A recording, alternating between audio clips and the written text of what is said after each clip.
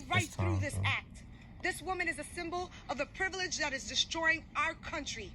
And now she chooses to embrace the Puerto Rican part of her heritage as an exercise of privilege and convenience in hopes of avoiding a hate crime. In reality, this woman is not only a racist, but a menace to society with several prior run-ins with the law. That includes DUIs. Miya Ponsetto habitually participates in behaviors that risk people's lives. But as usual, it's white privilege here in America. I ask all of you watching, no matter your race, to think back to an instance where you and your child were falsely accused of something. What would be your natural feeling or reaction if you knew that justice system might allow the perpetrator to simply get a slap on the wrist? This is the reality of mothers of black children in America.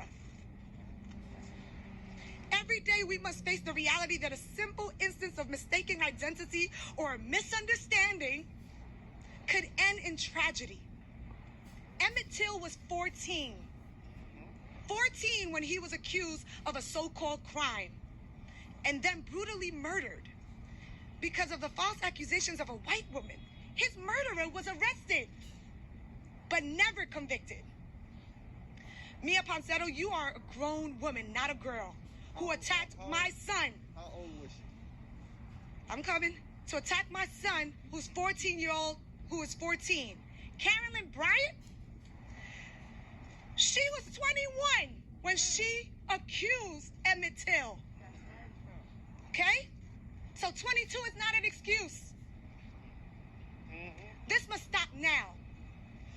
Now, Arlo, you've been real quiet. You've been real quiet. Like they say in my hood in Crown Heights, you've been real quiet. Miya Ponsetto's rights should have ended where my sons began. When Arlo Soho Hotel sided with her and asked my son, a patron of the hotel, to show his phone to the manager, they violated my son's rights. That's right. This is why this is a racial issue. Because they questioned him, but did not question her. They sided with her right away. Exactly. Right. I wonder why. White privilege.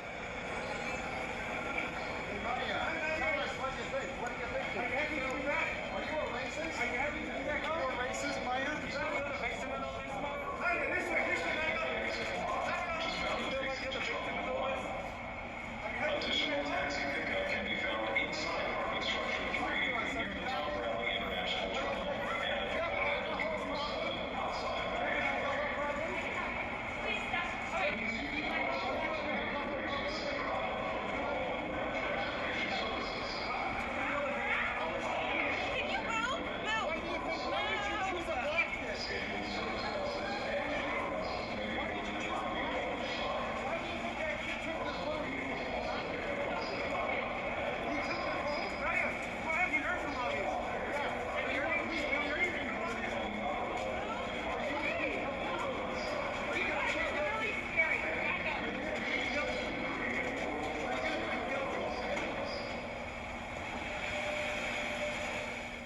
Alright, what's good, y'all? It's your boy Young Lee Jr. So those two videos you seen made a video before, but this is Miya Ponsetto, aka Karen. She want to say she may be the symbol of white privilege. Now, she was falsely accusing 14-year-old Keyon Harrold Jr. of stealing her cell phone in modern day, reflection of what happened to Emmett Till, according to the black teenager's mother.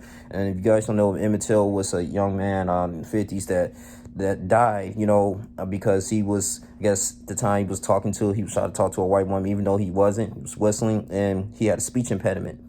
And what they did was, it was very racist. I forgot what state it happened in, but they ended up, pulling out from his home, watched a documentary of it, and beat him literally to death. I mean, it was in the most gruesome way. And the thing is, too, the the murderer, the people that did that, they even get convicted. They got arrested, And I remember it was a profound moment. The mother, the funeral director was like, "Do you want people to see your son looking like this? I mean, his tongue is out, sticking out." It was really bad. I mean, his whole face was like deformed.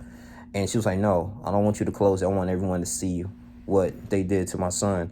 And, you know, in the comparison to this, man, you know, a lady, Puerto Rican, you know, she was using the excuse, I'm Puerto Rican. I'm kind of like, you know, I have some, you know, black heritage, or, you know, I'm 21 years old, I'm young, 22. I'm sorry, I didn't, you know, nah, I mean, it could be racial motivated. It could not be racial motivated. But at the same time, though, she dropped the ball in this. You know, you attacked someone that you attacked an innocent person. You thought they stole your phone, and they didn't. You know, you left it in the Uber. And 15 minutes later, the Uber guy delivered your cell phone. Now you looking silly. But it is what it is. I believe that, yes, she need to do some time. I don't think life. This is something that she need to do, like course probation and maybe a few years in jail. But they need to hold these people accountable, because that at the time, if this was racially motivated, we don't know her heart and stuff like that. But it just looks really bad on so many levels. And you know, this is assault. You know, and this is not her first offense. It's her like third offense, actually, man. I told you way back, she was charged with public intoxication back in February. I mean, she has some type of mental disorder, you know, anxiety is something that comes with it. But I'm glad that we have, I think we have Al Sharpton there. Then we have attorney Benjamin Crump, and Keyon's parents are calling for a ban until the hotel. The hotel didn't even say nothing. He didn't even back her up or anything. So, I mean, I don't know if they was taking her side, but didn't even kicked her out or anything. So they're going to try to boycott that business. I think they should. According to the article, it says they lay a lot of blame on the hotel manager for not de-escalating the situation and accuse him of treating the black teen like he was guilty from the jump. Wow. They even accused the black teen that he was guilty. That's crazy, man. Force him to prove he did nothing wrong. Even worse, they point out that Miya was not even a patron of the hotel, yet she was treated with more respect than Keyon and his father.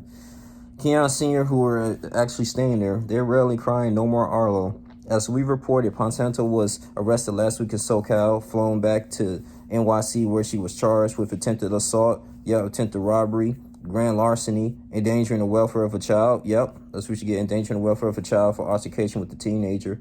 However, Miya was not charged with a hate crime, and the prosecutor never mentioned any racial components to the case in court. Saturday, Keyon Jr.'s parents, Keyon Cat, previously told us they believe Dora does reflect a racial injustice.